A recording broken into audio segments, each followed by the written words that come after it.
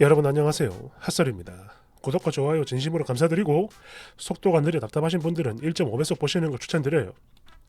이번 사연은 참 부모의 참 시기한 그런 사연인데요. 한번 읽어보겠습니다. 제목: 아이들이 분명 문제가 있고 아픈데 병원에 못 가게 하는 아내.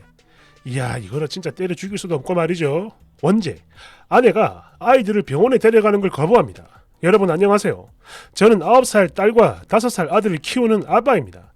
다름이 아니고 저희 아이들이 좀 아파요. 그렇습니다.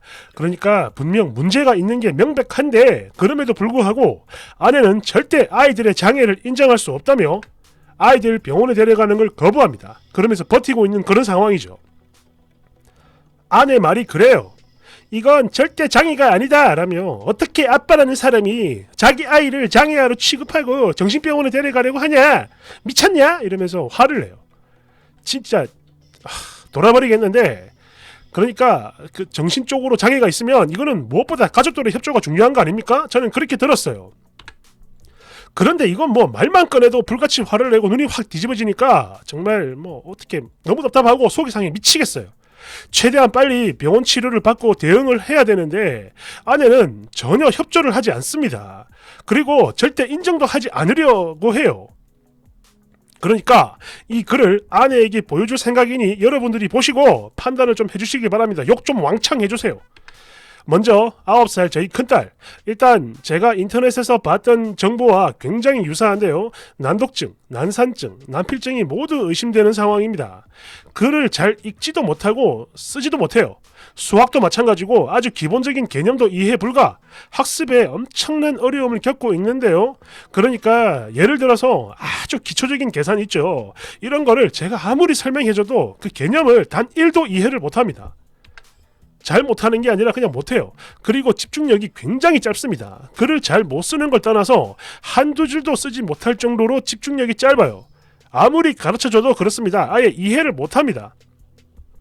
독해랑 쓰기, 산수 등등 문제가 이렇게 확실한데도 불구하고 아내는 절대로 이를 인정하지 않는데요. 그리고 이게 전부가 아닙니다. 문제가 또 있어요. 아이가 늘 기가 죽어 있고 심각하게 우울해하며, 우울증처럼 딱 봐도 그렇습니다. 막 그냥 있는 것 자체가 굉장히 힘들어 보여요, 애가. 거기다가 늘 머리가 아프다고 하는데 이거는 제가 비유를 하는 게 아니고 그냥 매일매일 아프다고 합니다. 항상 아프대요. 악몽도 자주 꾸고 귀신 봤다 그러고 막 울고 그래요. 또 또래 아이들답지 않게 해맑지도 않고 늘 무기력합니다. 두 번째, 5살짜리 아들. 얘는 사람들과 눈을 맞추지 않고 소리에도 반응이 없어요. 거기다가 제 생각에 자폐 성향까지 보이는 듯 하는 게 간혹 이유도 없이 큰 소리를 꽥 지르기도 합니다. 그리고 언어 지연이 역시 매우 심한 상황이고, 그래서 5살임에도 아직 말문이 아예 트이지도 않았어요. 그런 상황이죠. 신체 발달 또한 또래들에 비해 느린 것 같습니다. 어떻습니까? 잘들 보셨죠? 제 걱정이 단순한 기후인가요? 아니죠. 아니, 아이들이, 우리 새끼들이 이런 지경인데 아내는 절대 인정을 하려 하지 않고 병원은커녕 정신과 말만 꺼내도 난리를 쳐요. 내 새끼 정신병자 아니라고 이러면서 말이죠.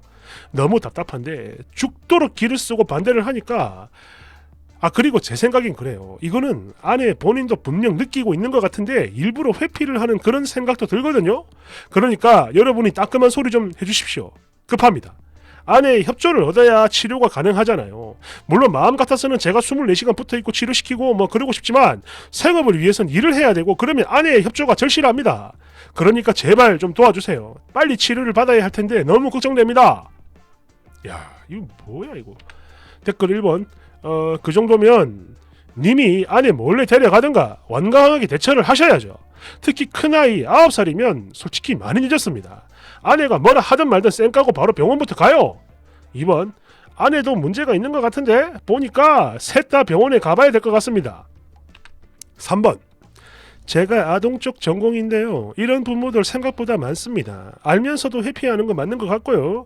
나중에 아이가 말썽을 일으켜 이렇게 면담이라도 하잖아요. 그러면 내 새끼를 왜 그렇게 몰고 가냐 이러면서 화를 내고 그러는데, 진짜 보고 있으면 제정신이 아닌 부분도 진짜 많아요. 그러다가 나중 되면 또 대부분이 그렇습니다. 사실은 자기도 알고 있었는데 뭐 인정하기가 무서웠다.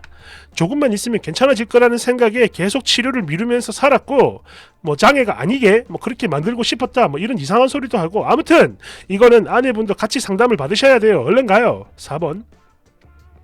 제 지인 중에 이런 부모가 한 명 있었는데 주위에서 아무리 말을 해도 끝까지 인정을 안 하더군요.